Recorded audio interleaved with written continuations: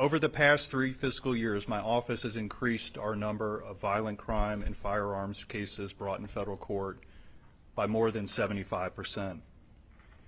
During that time frame, federal prosecutors with my office have charged more than 750 defendants with firearm violations, with more than 300 of those defendants being charged in the most recent fiscal year. That is the largest number of firearms violations ever charged in the history of my office in a single year. The United States Attorney's Office is dedicated to this mission of combating violent crime in our community. It is a mission we share with our local, state, and federal law enforcement partners, and I'm pleased today to be joined by several of them. They are Special Agent in Charge Deanne Reuter with the Drug Enforcement Administration, Assistant Special Agent in Charge David Pizzuti with Homeland Security Investigations, and Assistant Special Agent in Charge Joshua Del Monzo with the Federal Bureau of Investigation. Last April, my law enforcement partners and I held a press conference about the brutal murder of Katherine Aguasvivas de Aguasvivas. The facts of this case are well known in this community. On April 11th of 2024, she was brutally carjacked, kidnapped, and murdered. Her body and car were burned, and the perpetrators robbed her of $170,000 of drug proceeds. Last April, I told the community that the law enforcement response to this horrific crime would be swift, and that's what happened. Within a week of the carjacking and murder, warrants were issued for the arrest of 3 persons of interest: Jordanis Torres Garcia, Giovanni Crispo Hernandez, and Kevin Omar Ocasio Justiniano. Within 2 weeks of the carjacking and murder, all of those defendants were arrested, and they are now being held in federal custody. None of them are out on bond. When I announced the first set of federal charges in this case, I made 2 points regarding how this federal investigation was going to be conducted.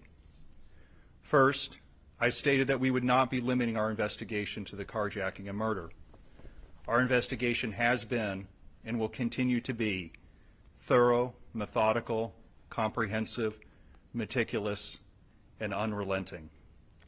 When we find a violation of federal law that we can prove in federal court, we will charge it, regardless of whether it ties directly to the carjacking and murder. A second point that I made is that we're not going to limit the individuals who are charged in this case to the 3 persons of interest who were first identified. If we find evidence of a federal violation in the course of this investigation, we are going to pursue it, and that is exactly what we have done. I'm here today to update the community about the federal investigation.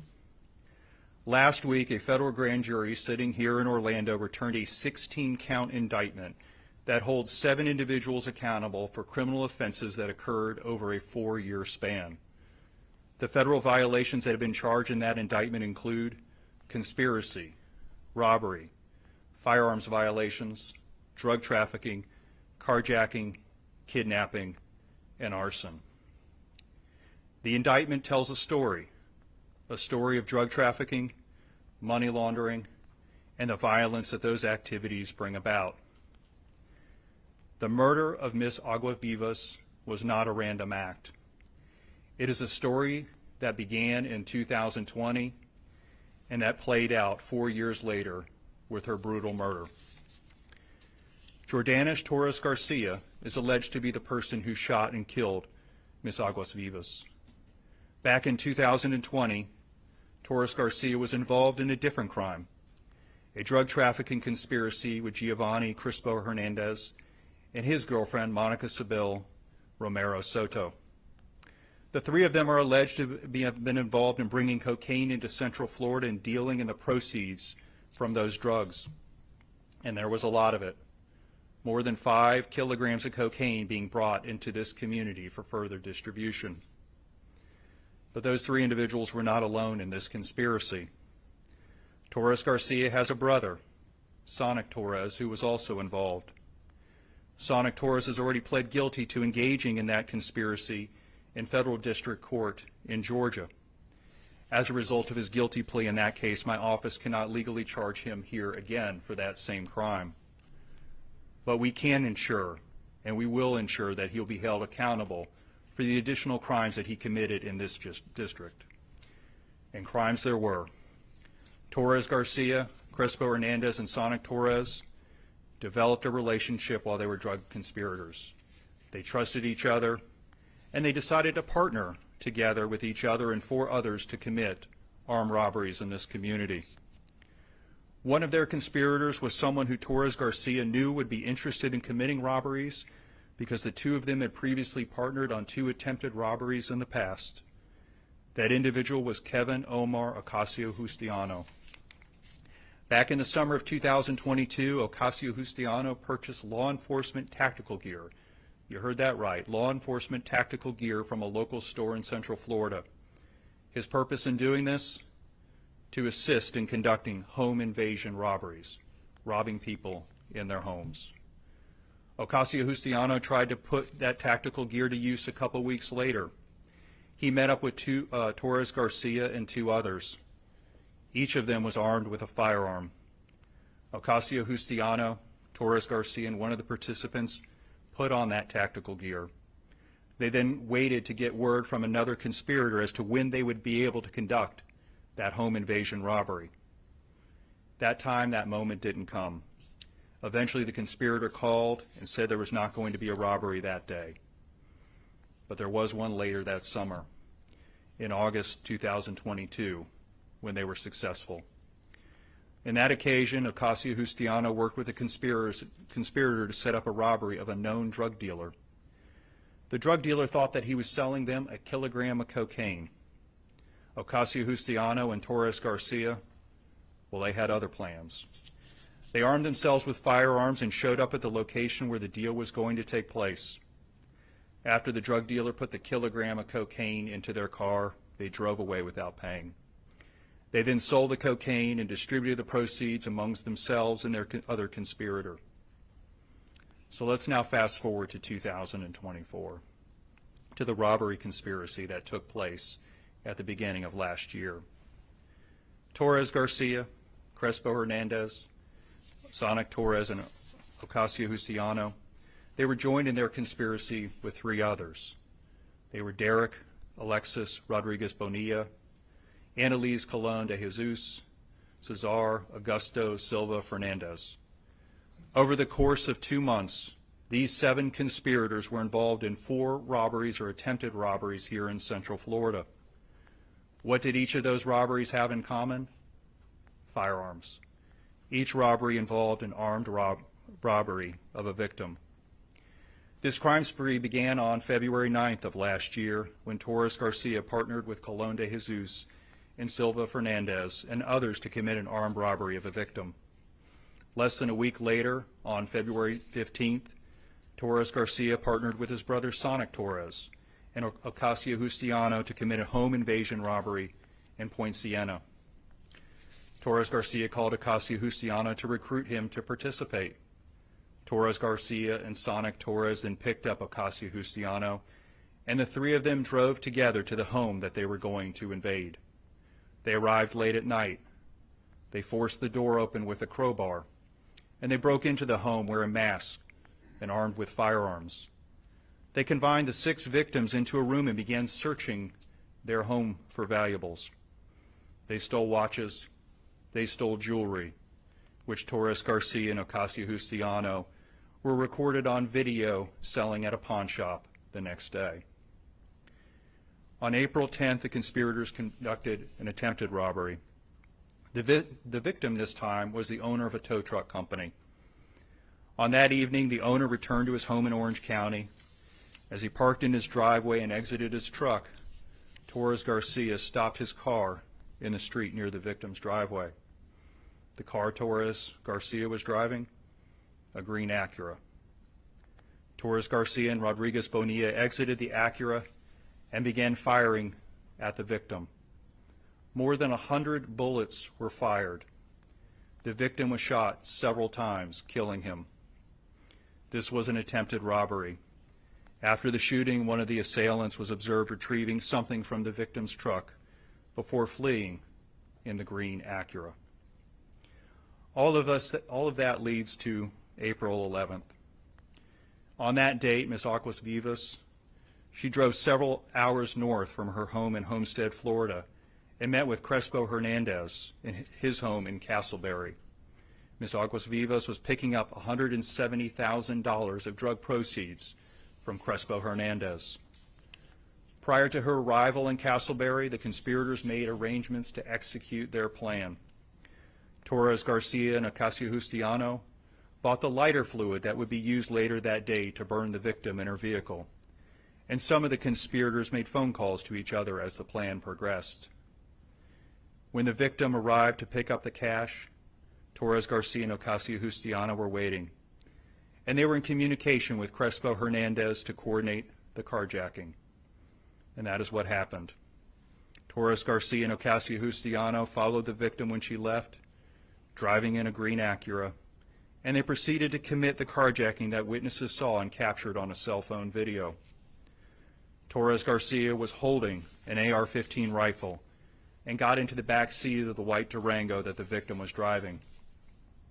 With Torres Garcia in the back of her car and Ocasio Justiniano following in the green Acura, the victim drove at gunpoint to a deserted construction site in the Boggy Creek area of Kissimmee. After they arrived, Rodriguez Bonilla delivered the firearm to be used for the killing. Ms. Aguasvivas was held at gunpoint, and after the murder weapon was delivered, she was shot several times, and her body and car were lit on fire. Her body was so badly burned that she could only later be identified by DNA evidence left in the burned-out vehicle. The crimes that I've summarized here today have a number of things in common. The use of firearms to commit robberies, the use of firearms to steal drugs and the proceeds of drug trafficking, the green Acura that was used in the murder of the tow truck driver on April 10th, and that was used the next day in the carjacking, murder, and kidnapping of Ms. Aguasvivas, and the use of a firearm in the murder of the tow truck owner on April 10th.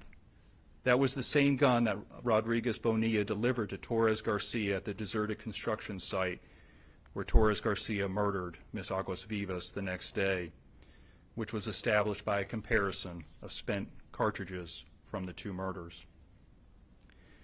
Since our press conference last April, one of the questions that members of the media have asked my office is about Ms. Aguasvivas' husband, Miguel Angel Aguasvivas Lizardo. The answer to that question: he was indicted in October by a federal grand jury here in Orlando. Last April, I explained why my office and our law enforcement partners would not be limiting our investigation to the carjacking or murder or to the defendants who had already been charged. It is because what I have seen and because what we have seen in so many other federal prosecutions, which is that violence and drug trafficking, they go hand in hand. And that is what happened in this case with Ms. Aguasvivas' murder. I mentioned before that we believe that she was murdered after picking up $170,000 in drug proceeds. A federal grand jury has now charged her husband with being a money launderer for drug traffickers. As set out in his federal indictment, it is alleged that Miguel Aguasvivas was involved in a money laundering conspiracy that started in March and continued at least through the date of his wife's death. The indictment alleges that he and his conspirators traveled to and from Orlando for the purpose of obtaining bulk cash, that the bulk cash was transported to Miami and other locations in southern Florida, that Miguel Aguasvivas arranged for money drops to provide the bulk currency to others who would convert the cash into cryptocurrency that was delivered to drug traffickers, that he was paid a monetary commission for laundering funds, and that his laundering was done for the benefit of drug traffickers. As seen in the summary that I've provided here today, the murder of Katherine Aguasvivas involved drugs, it involved money laundering, it involved armed robbery, and it involved violence. But it was not an isolated incident. The perpetrators of her murder have a long history of violence that they often committed in partnership with one another and other conspirators. As set out in the federal indictments that have been returned in connection with this investigation, 8 defendants are alleged to have committed 9 different crimes that are charged in 20 different counts in 3 different federal indictments. The indictments include 2 drug trafficking conspiracies, a money laundering conspiracy, a robbery conspiracy, 4 robberies or attempted robberies, a firearms possession offense involving a murder, another murder, a carjacking, a kidnapping, and arson. The violations in this case are serious, and my office has emptied the federal criminal code to ensure that we hold everyone involved in these crimes responsible for the full scope of their participation in them. 9 defendants have been charged so far as part of this investigation. One of them, Ocasio Justiniano, pled guilty yesterday in federal court. The other 8 are pending trial. The allegations that I've summarized here today about the case against those 8 defendants, well, they're just that. They're allegations. Torres Garcia, Sonic Torres, Crespo Hernandez, Rodriguez Bonilla, Romero Soto, Colon de Jesus, Silva Fernandez, and Miguel Aguasvivas, all of them are presumed innocent unless and until proven guilty. Violence and drug trafficking go hand in hand. This case is an example of why that is true. Because of that, my office and our law enforcement partners, we will not rest, and we are not done yet. Our investigation continues, and our law enforcement partners are committed to following up on each and every lead. Our federal investigation has been and will continue to be comprehensive. Our goal is to hold everyone accountable who is involved in these crimes. And we will not rest. We will not rest until justice is done for the victims and until those who are involved in these crimes are held accountable. And with that, I'm going to turn it over to Special Agent in Charge, Deanne Reuter. Good morning. It's a pleasure to be here for this important announcement. I am Special Agent in Charge Deanne Reuter of the Drug Enforcement Administration, Miami Field Division. Thank you, U.S. Attorney Hamburg, for holding this press conference and inviting us all to participate here. This indictment was a culmination of multiple events and investigations tied to this violent drug trafficking organization. It occurred over several years, as you heard. It also included the partnership of multiple agencies and offices, to include the DEA offices in Orlando, Tampa, Fort Myers, Miami, and Savannah, Georgia. It also included the United States Postal Inspection Service, Homeland Security Investigation offices in Miami, Orlando, and Puerto Rico. And of course, the Seminole County Sheriff's Office and the Federal Bureau of Investigation, Orlando office, following the horrific carjacking and murder. For this indictment, DEA's main focus was on the drug trafficking and money laundering activities that U.S. Attorney Hamburg outlined for you. The main suspects involved in the drug trafficking were Jordanish Torres Garcia, Giovanni Crespo Hernandez, Monik Sabal Romero Soto, Sonic Torres Jr., and Sonic Torres Sr., the last of which was charged in a separate indictment. The multiple investigations involving these violent offenders began with the collection of drug proceeds and money laundering throughout the state of Florida. These defendants then proceeded to reveal their drug distribution network, primarily cocaine, throughout the state of Florida and Puerto Rico. And then they graduated to armed robbery, kidnapping, and murder. They valued personal profit over human life, as illustrated by their violent, heinous acts. Law enforcement first became aware of this drug trafficking organization in 2020 due to the activities of Giovanni Crespo Hernandez. He was stopped in South Florida delivering over $300,000 in drug proceeds. Then in 2021, Crespo Hernandez's fingerprint was found on packaging material and used to wrap a kilogram of cocaine seized during a DEA Tampa investigation. A wiretap conducted by DEA Savannah, Georgia, later intercepted Crespo Hernandez and Jordanish Torres Garcia discussing narcotics transactions. Later, DEA Orlando made an arrest of this organization, this violent drug organization in Puerto Rico. This opened other leads and avenues to later help solve the carjacking homicide and led to these current indictments. Soon after the violent carjacking and murder described by U.S. Attorney Hamburg, DEA obtained and shared information on the identities of the members of the drug trafficking organization who were involved in the carjacking and the murder. This was prior to any of the forensic investigative leads had come back yet. On April 17, 2024, HSI and DEA executed search warrants related to members of this drug trafficking organization. They were also involved in the carjacking and murder. During this time, HSI, acting on information from HSI Puerto Rico, intercepted a package that contained 3 kilograms of cocaine, which led to the arrest of Romero Soto.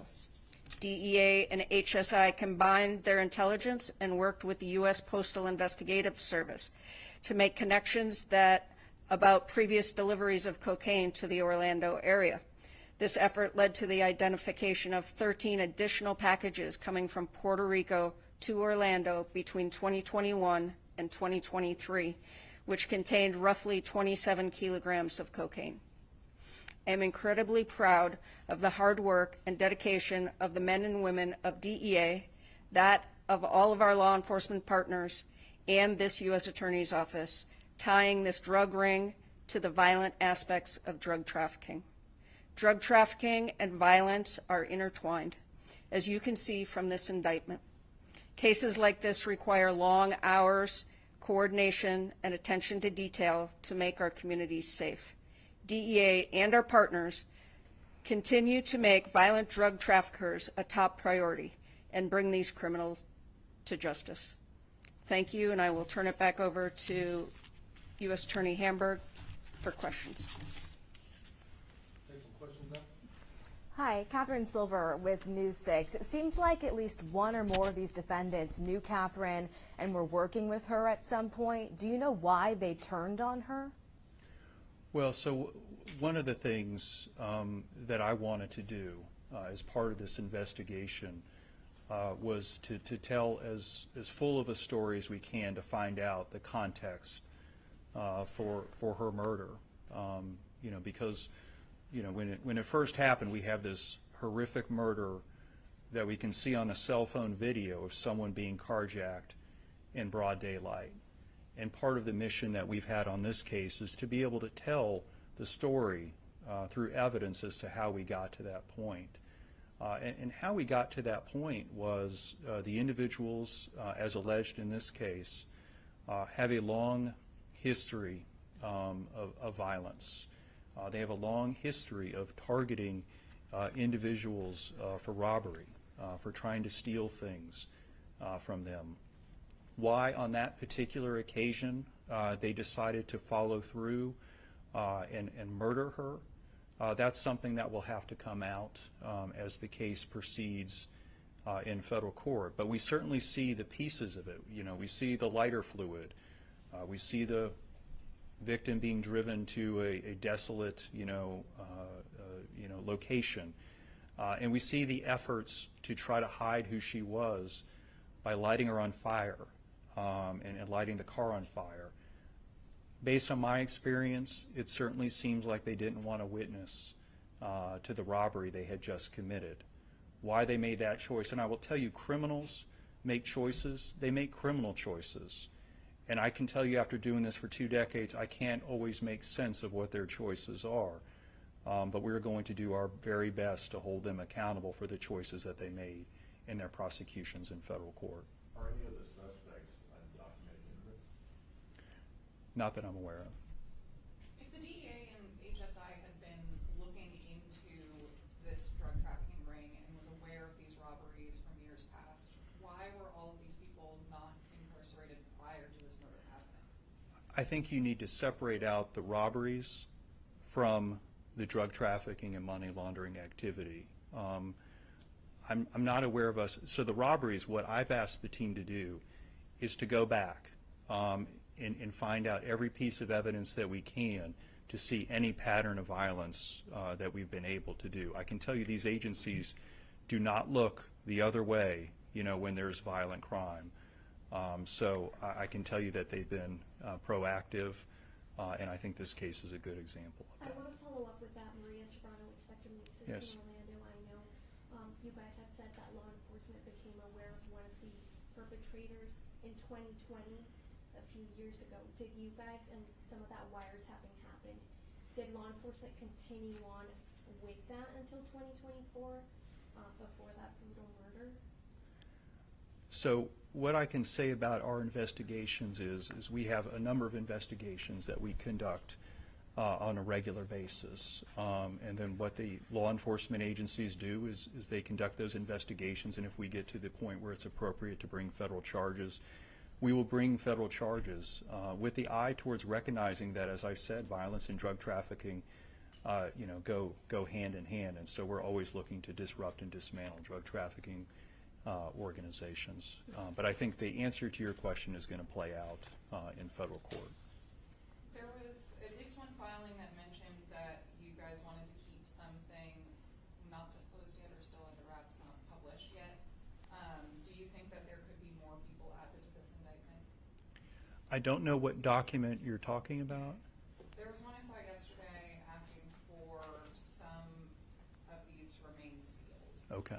Published, I think, on the 10th. Okay. Well, I don't know the specific document that you're talking about, but what I can tell you, and I think Special Agent in Charge Reuter's comments really, so when I stand here and I talk about this case, I summarize the work that a lot of people have done over a long period of time, and I do it in 15 or 20 minutes.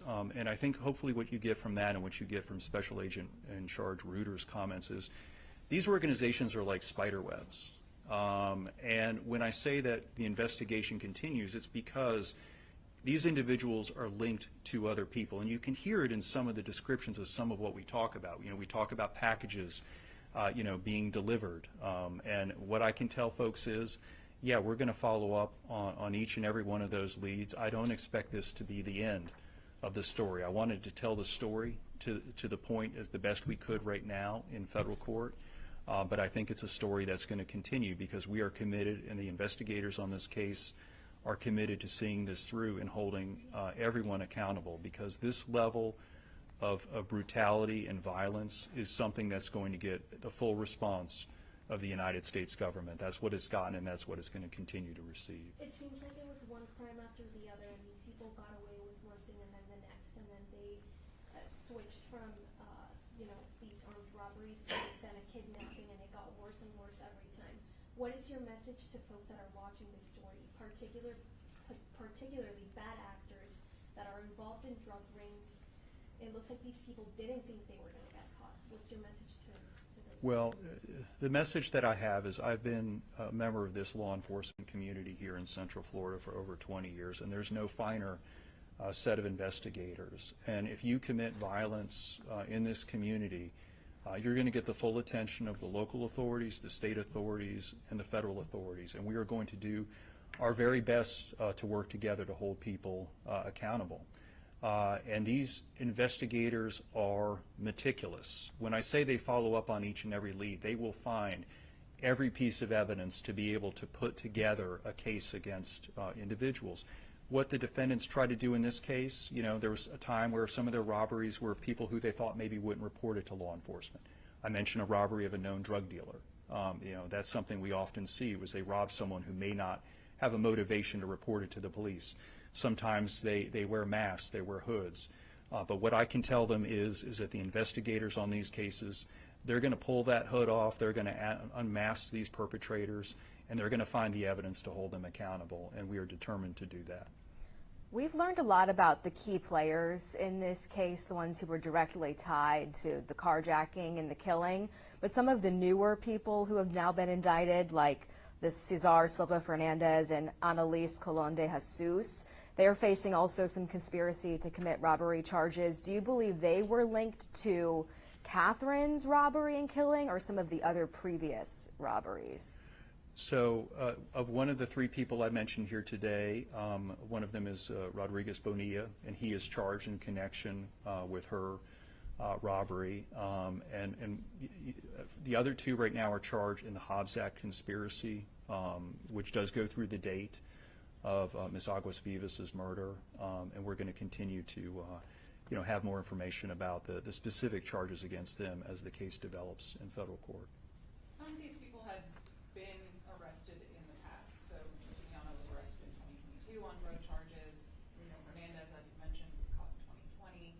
So I kind of have a two-part question about that. One of that being, what's that like for you when you see them just go back and return immediately to the same crimes that they were arrested for?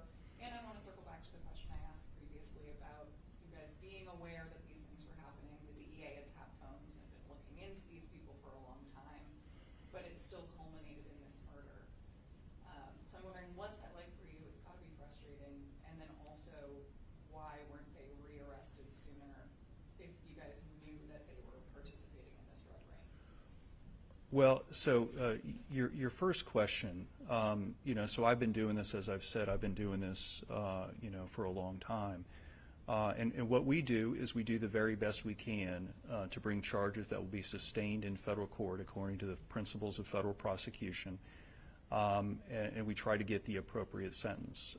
I certainly have seen over the course of my career, we have a number of defendants who that is not the end of their criminal history. They continue on. And we do the best we can to prioritize those cases, to prosecute the people who we think are the drivers of violent crime in our community. And I can tell you that we have a number of investigations that we conduct on a regular basis, and the type of questions that you're asking in terms of whether we can bring charges, whether we should bring charges, how we bring charges. I'm always in admiration of the law enforcement agencies and the prosecutors on these cases, because those aren't always simple questions to do. Sometimes it's a little easier when you look back at it with a little bit of hindsight. But what I can tell you are there's a lot of choices they make every day that have stopped exactly the sort of thing that you're worried about. They have stopped somebody from being a driver of violent crime in the future. And what I can tell you is we always try to do the best we can. We always re-examine what we do, and we're going to do the very best we can in this case, in every case and investigation that we have. Okay, I have one more. I'm sorry.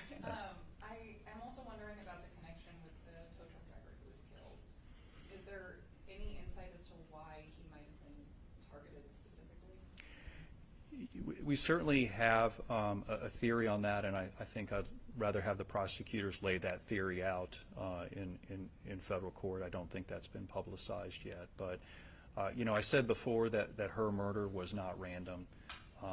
I think what you're going to find with all of the robberies in this case is that none of them are random acts. And that's one reason I wanted to have this press conference, because I know members of the community, they have that concern. If I'm at a stoplight at an intersection in broad daylight, am I going to get carjacked? And what I want people to know is that in this particular case, it was not a random act that victim was carjacked. And I think we're going to see that with the other robberies as they play out in federal court. So, thank you very much for your time and attention. Thank you.